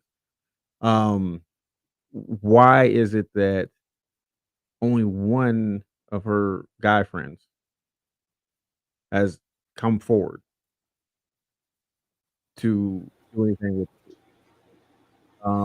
And like father said, hey, the other ones are not here. They've gone on. They're basically going on about their lives. I'm not gonna say that as if nothing ever happened, but to me, I mean, I'm assuming that one of you have the information on if their friends were cleared or not. And Britt's shaking her head, so we'll start with you, Britt. But some flags, I'm gonna say they're fully red flags. But that would be some cause of concern for me. Britt, what do you have on that front? I mean, I don't know if like her friends have all been exactly cleared, but I know due to her friends not coming forward, they actually implemented the lifeline law in Indiana. Because So because her friends didn't come forward, didn't come forward because they were afraid that they would get in trouble for the activities going on that night. Okay, and for those that don't know what the lifeline law is, it basically allows like college students to come forward without worrying if they're going to be in trouble in an instance like this. It allows them to speak and not have repercussions for it so that they can get all the information. you know what, that's I get it, but it's still sad that, that would still happen. You know what I'm saying? As if, and what I mean by that is that even though you may know the truth or you may know something's happened, and I'm not just talking about this case, any case, anything, that you would be more afraid to come forward because you don't want to get in trouble, even though you weren't the one that did anything. But because there were some other activities that were going on. But that kind of also reinforces what I believe Ace said, and I know I said when it came to her friends. They were 100% wrong to begin with because she was underage. And you're doing this stuff, like I said, allegedly snorting Xanax. and just to clarify that, I did find the article that talked about that. It was Klonopin, not Xanax. Sorry. Klonopin is still a anxiety, depression medication. Okay. So, all right. Okay. So is it supposed to be stronger or weaker than Xanax, or is it about the same? About the same. The same. Okay. No, you're good. So that means that, but that it speaks volumes to, I'm sorry, their character. They knew what they were doing was wrong. And it doesn't surprise me that they did leave her like that. That they didn't, like Ace said, walk her home. She's barefoot, like she's freaking Kane from Kung Fu, walking the earth. All that good stuff. Or Crocodile Dundee or something. Good God Almighty. Give a girl some sandals or something. You get sandals at the freaking corner store for like not at $5. 4:30 in the fucking morning. Oh, there's I'm pretty sure there's gas station someplace open. You can get some freaking sandals. You know what I'm saying? Don't give me that. You can't tell me that none of them didn't have any type of shoe that she could have worn. Like, She was a little girl. Throw her on your fucking back or something. Why didn't she get shoes when she was at home? They left the bar. They left the bar. Left to go to a friend's house, and she never got another pair of shoes on. And then, like I said, once again, none of them said anything about, hey, maybe you should put some shoes on. You know what I'm saying? You're welcome. You're just not the Clampett family. All right, you're not in the freaking in the backwoods shooting up, food, and up comes a bubbling some crude oil or something. But like, yeah, you went home from the bar and didn't get no shoes. Nobody said nothing. Then you go back over to this person's house, and you're over there, and then you decide to leave from that person's house with still no shoes. Like I said, if she was on that stuff, then you know what? It's possible. Maybe she didn't feel them pebbles on the bottoms of her feet. And that's possible. She's just in a whole different plane of existence at that point in time. But the thing that really kind of gets me with this, is as I'm listening, I continue to listen to this and I watch the video. There's two things that keep sticking out of my mind. Either the friends know more than what's going on, and if they don't, then it was just the innocent fact that they just didn't want to get told because of the fact that she wasn't their age and because they were doing drugs and drinking and everything. But the main thing that really sticks out in my head, if she was that far gone on that stuff, then there's a good chance she stumbled into somebody and it was the wrong place, wrong time. And like I said, those are the hardest case. Those are the hardest cases to solve, especially if that person has zero ties to that community. It's been somebody that was passed through. And that's just that I think worries me the most when I hear about the case in anything, because you really don't know what kind of state of mind. And we don't know if she what was going around her. Maybe she supposed to turn left at the end of 11th Street and decided to turn and end up turning right. And now she just stumbled into a part of that neighborhood that she should not have been in. Or like I said, just stumbled in and somebody said, "Hey, you need a ride home?" And never made it.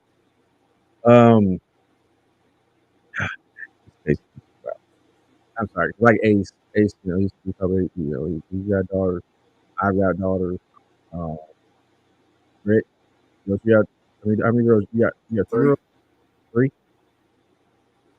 So, you talking about parents, with daughters. This is like the type of stuff, man. Like I said, you call me paranoid, you call me overprotective. When it comes to my daughters, even my female friends now, like unlike these idiots. When it comes to my female friends, saying, ask my sisters, man, Elaine and Amanda. When we used to live in New York, we used to go out. Hey, I'm highly protective of them. Why? Because you roll with me. And if you with me, I'm not about to let nothing bad happen to you, because I'm not about to get no name of, oh, well, you can't hang out with Simpson because all kind of crazy stuff happen. No, we're not doing that. I see you talking to somebody that's questionable. Hey, sis, get your butt over here. Get back over here with the group. Chill out. But yeah, this case is just I don't know.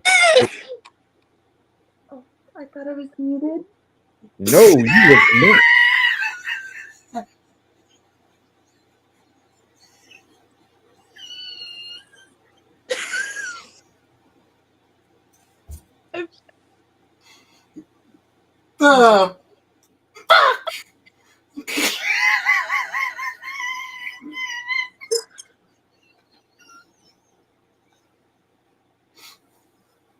All right. you need to get that sound as a GIF and use that like whenever somebody rings the doorbell for Halloween. No, you sneeze so hard I almost tinkled on myself. My bad. Sure I was muted. I was not muted. No. Not slightly. Not even a little bit. I've heard you sneeze so many times.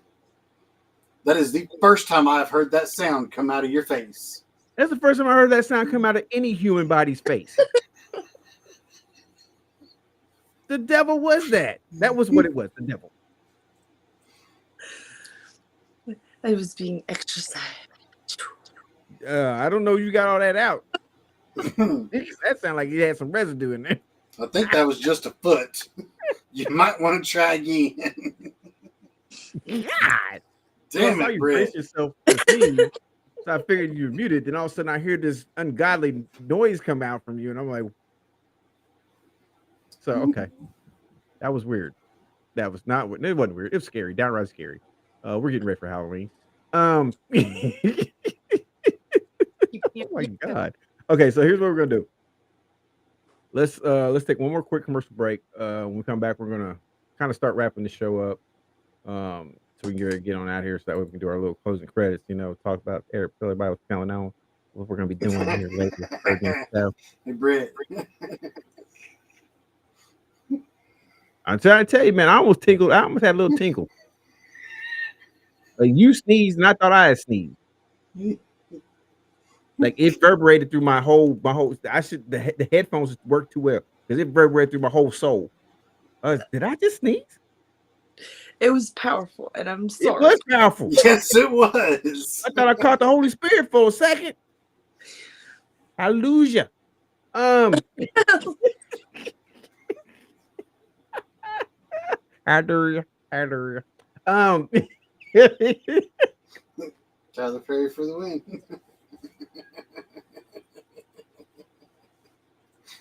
Shit. Come on, Medea. Get on with it. Oh, for the love of God. Okay, we're gonna after we exercise these demons here. We are going to take a real commercial break. This is going to be brought to you by Restream, because the Birdman Show is powered by Restream, where we do all of our streaming content. It's not going to be, and I'm just going to say this now. We'll still be using Restream, but I might be doing something a little different, using a different platform.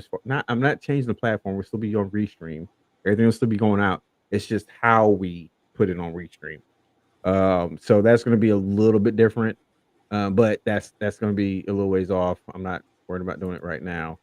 So like I said, when we get there, we'll get there. And yeah, all that good stuff. All right. So, like I said, this commercial is going to be brought to you by Restream, who's powered by which the Birdman Show is powered by. We'll be right back right after this. You already know who I am. But if you don't, I'm the Birdman from the Birdman Show. That's my man, Ace, main. Anyways,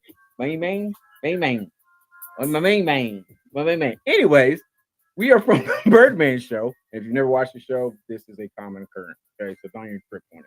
But we want to take the time to let you guys know that the Birdman Show is brought to you by Restream. Now, with Restream, you can create high quality audio and video content for your podcast. Ace, why don't you tell them a little bit more? Now, with Restream, what you get is you get superior listening experience with crystal clear audio. Now, you can eliminate the audio drift, and you don't have to worry about connectivity.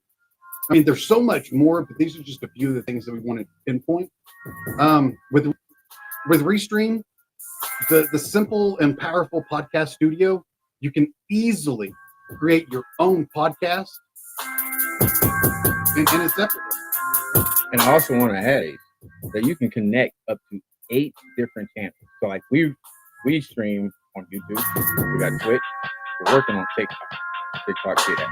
But we're working on TikTok. You can stream to all kind of different platforms. Get your podcast out there. So head on over to restream.io to start your free account and get to podcast and holla at your boys.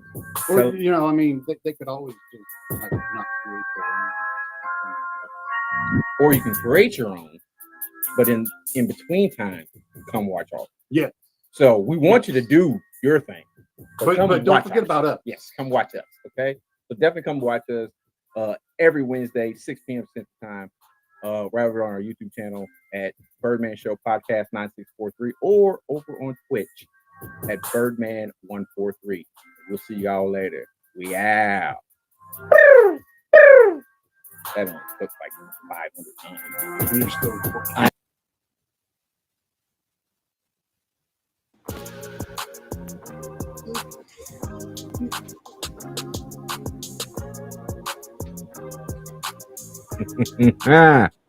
What is up, everybody? It's your boy. It's the Birdman. Hold on, man. I'm sorry. I don't know if you can hear that in the background. But yeah, it's your boy. It's the Birdman. We're here on the Birdman Show. Brett, are you still with us, Brett? I'm here beyond in 2 seconds. Okay. Cool. I just want to make sure. Next time, put something in the private chat. Let me know. Anyways, it's your boys, the Birdman. The Birdman Show is here, still rocking and rolling. You know what to do, so go ahead and do it with us. That is right. We are still here, rocking and rolling on the Birdman Show. And like I said, we've been talking about this this case, the story called Vanish, the story of Lauren Spierer. This has been a wild ride.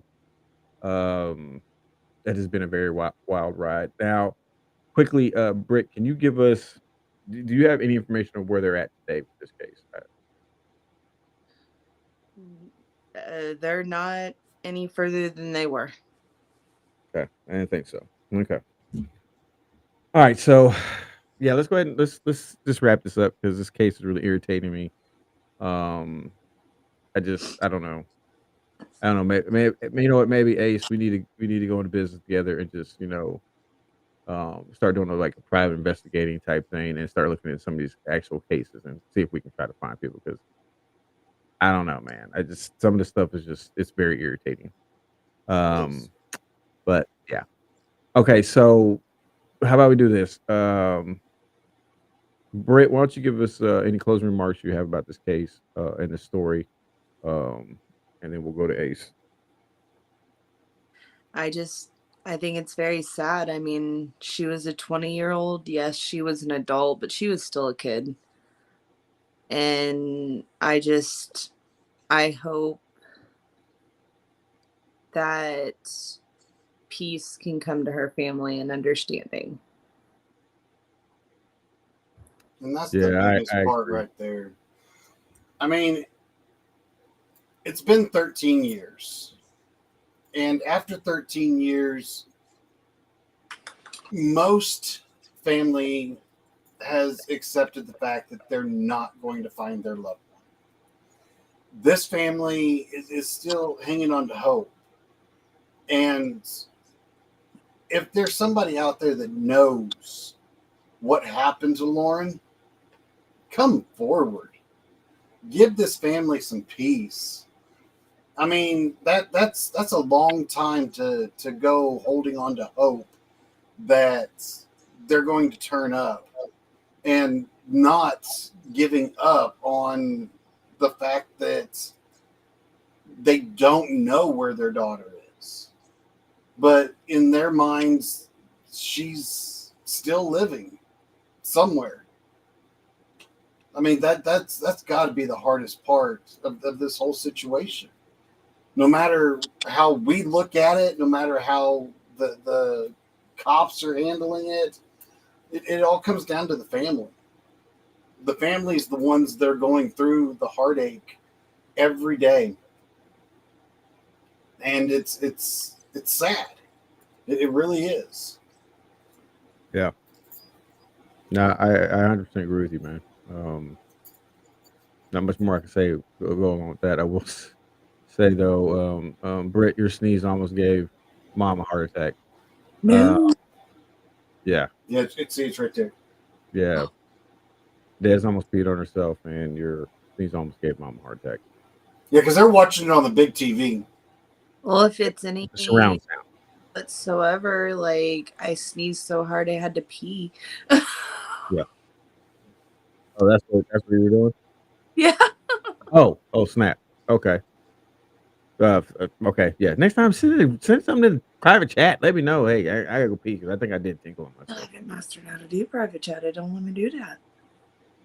Private chat just comes to us. Yeah, just a private chat. It's down below. Should be. I don't know. I have a. Well, if you turn your phone side back upright, you'll see it. Okay. It's all good. Don't worry about it. Actually, it doesn't even now that you turn your phone upright. It doesn't. It's not. It's not like condensed anymore. It's, Well, that's because of the way that you've got her in the box.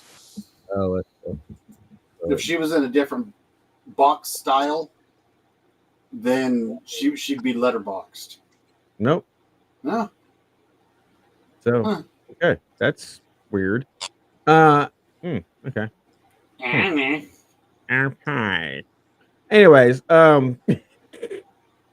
whatever. Yeah, like I said, I agree with you. There's not much more I can say about that. This is just, I mean, and this is one of those cases where I can't really say the police have dropped the ball on it. And I don't know, because we don't have that big of a part of it. And from what the father was saying, the police are they're frequently updating them and the family on where the case is. And I know that's got to be hard for them to have to go back to the family and basically tell them we still don't have anything. So I know it's tough. I really feel for the family, and I really do hope and pray that they get closure soon. And they're not like some families where sometimes the parents end up passing before they get any type of real closure. So I do hope and pray that they do get that closure. Okay, so we are coming to the end of the show. Matter of fact, we are at the end of the show. So,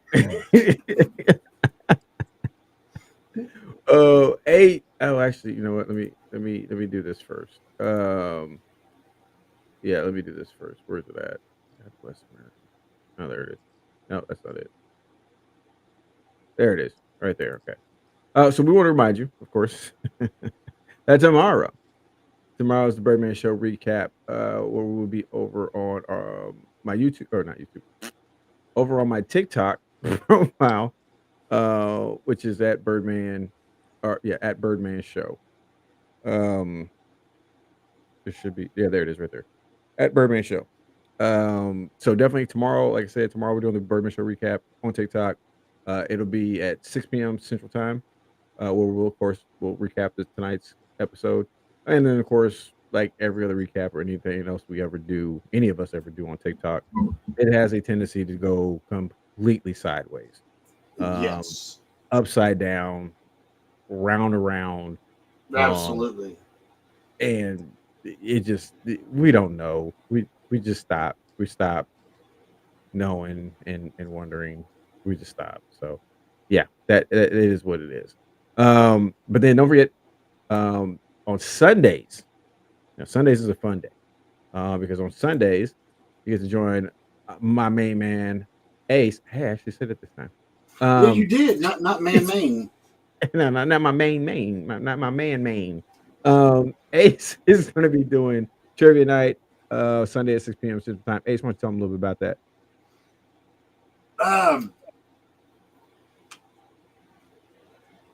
On Sundays at 6 p.m. She's like, You got me right in the left one.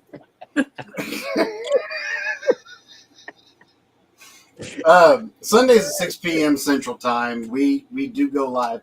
I missed this past Sunday. He was knocked out. Yeah, I was tired. I was tired, and I was. Before you finish, I came in. I let the dogs out. I came back in, and I looked in there because I heard you snoring. That's number one. As I looked in there, I was like, I came back in the house and said, I guess Ace not doing his live tonight. And Des like, what do you mean? I said, he knocked out, bro. Done. He's done. Yeah, I was in bed by like 5:30. Yeah, he was like done for the night. He was. I woke up like around 10. Yeah. And got a drink and passed right the fuck back out. Yeah. So I'm sorry. Go ahead, continue. I just had to say that because I was like, it was like 10 after 6. And I looked at him, I was like, maybe he don't feel good. So I walked back in. They're like, yeah, I don't know. Maybe he forgot. I was like, he didn't forget. He sleep. He's in hibernation. That dude in a sawing logs like he a lumberjack right now. Go ahead. But yeah, that was a fluke thing. But 6 p.m. Sundays trivia on my TikTok, which is down below. Just search for TLB-ACE. And just like with any other live, there's always potential of it going south. By the way. No. Britt, what do you have to say to the lovely people before we get up out of here? Thanks for tuning in. That's all. So sweet, like a little Southern belle. That's all, boy. Thank you.